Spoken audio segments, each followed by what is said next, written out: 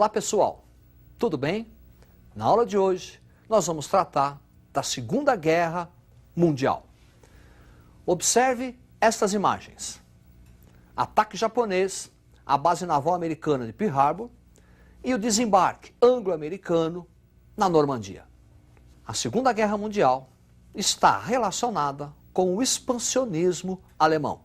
A partir da chegada de Hitler ao poder e a instalação da ditadura nazista, inicia-se uma expansão germânica em busca do tal do espaço vital. Observe o quadro. Expansionismo alemão. Primeiro, ocupação da Renânia.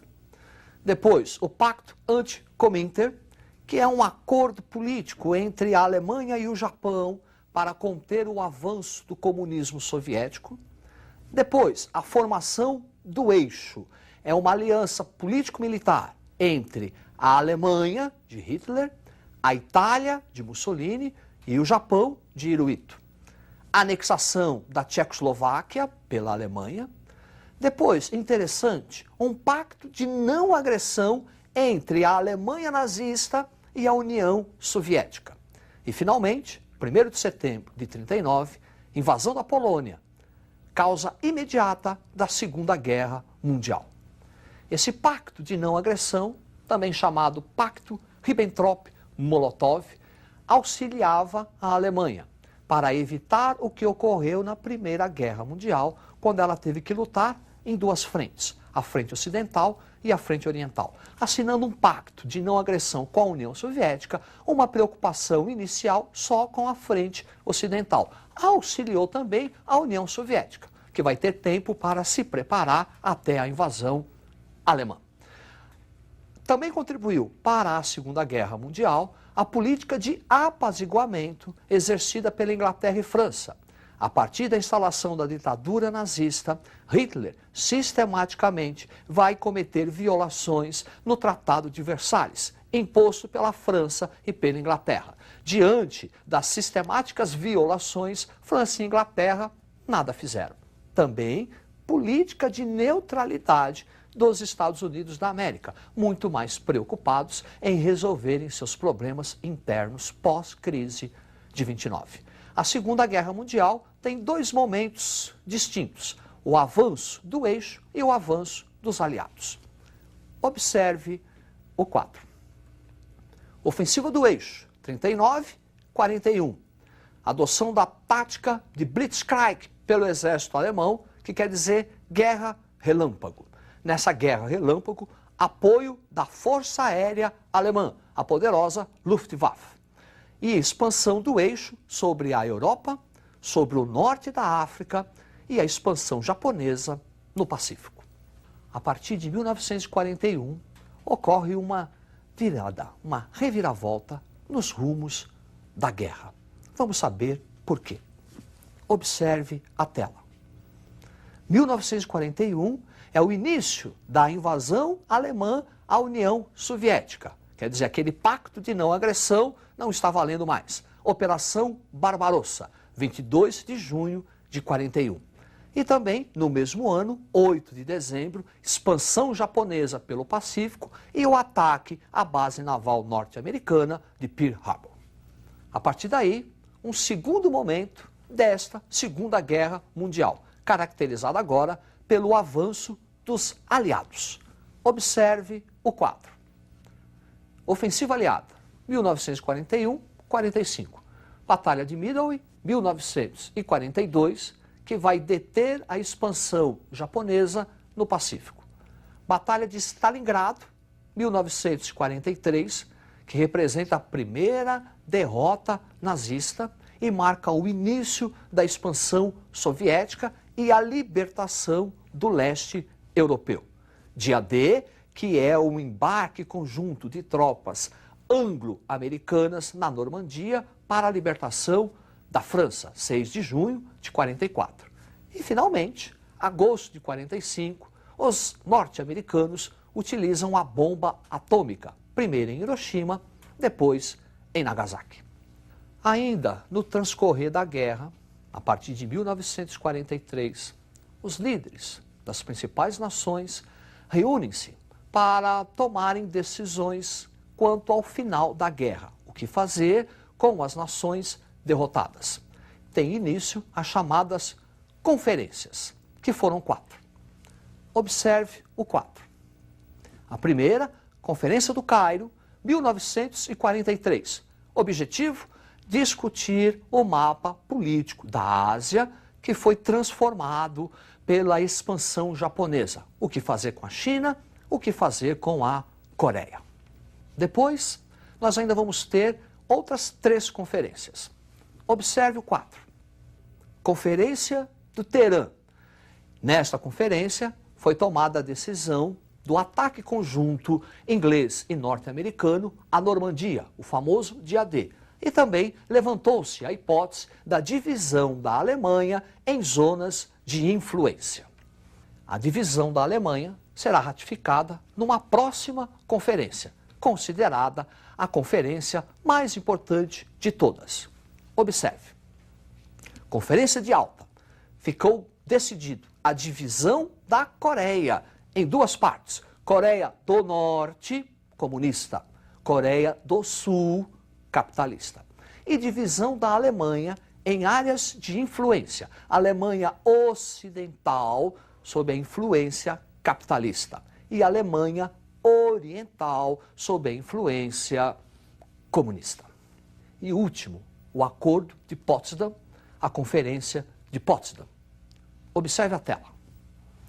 Efetivada a divisão da Alemanha, não só da Alemanha, como também da capital alemã, Berlim. Berlim também será dividida em áreas de influência. A parte ocidental de Berlim, influência capitalista. A parte oriental de Berlim, influência comunista. E é na cidade de Berlim que foi erguido o famoso muro, o Muro de Berlim. Portanto, o muro divide a cidade, ou melhor, dividia a cidade de Berlim, e não a Alemanha. E a instalação do Tribunal de Nuremberg para o julgamento dos crimes nazistas. Após a Segunda Guerra Mundial, o mundo vai passar por uma série de consequências. E nós vamos observar as principais. Olho na tela. Consequências da guerra. Início da era atômica, desenvolvimento da Guerra Fria, considerada uma terceira guerra mundial, a criação de um organismo internacional para a preservação da paz mundial, a ONU, Organização das Nações Unidas, e o processo de descolonização da Ásia e da África. Sobre o processo de descolonização da Ásia e da África, nós vamos tratar numa próxima aula. Agora, nós vamos ver Guerra Fria. Guerra Fria consistiu num conflito ideológico entre o bloco capitalista e o bloco comunista. Observe o quadro. Guerra Fria, iniciada pela doutrina Truman, um discurso do presidente norte-americano ao Senado, Henry Truman, onde ele afirmava ser um dever dos Estados Unidos da América conter a expansão comunista. E aí inicia-se a Guerra Fria. De um lado, o bloco capitalista, sob a liderança dos Estados Unidos da América. Do outro, o bloco socialista, sob a liderança da União Soviética. Essa Guerra Fria será consolidada com a participação dos Estados Unidos da América na reconstrução econômica da Europa. Saiu da Segunda Guerra Mundial com a sua economia destruída. Os norte-americanos vão ajudar na reconstrução. Observe o quadro. É o famoso Plano Marshall. Ajuda econômica para a reconstrução europeia. O país que receber a ajuda econômica, em troca, deve conter o avanço do comunismo. Além do Plano Marshall, que é uma política americana externa, internamente, os Estados Unidos vão conhecer um movimento chamado macartismo. Observe o quadro. Macartismo, uma intensa campanha contra o comunismo, violenta internamente, que vai se constituir numa grave ameaça à liberdade de expressão. Macartismo, porque o responsável pelo início da campanha foi o senador Joseph McCarthy. Macartismo, então, uma verdadeira caça às bruxas, constituindo uma grave ameaça à liberdade de expressão, tão bem protegida, defendida e sendo um orgulho dos norte-americanos. Também por consequência da Segunda Guerra Mundial, nós vamos ter o início de uma corrida armamentista. Observe o quadro. Formação das alianças militares.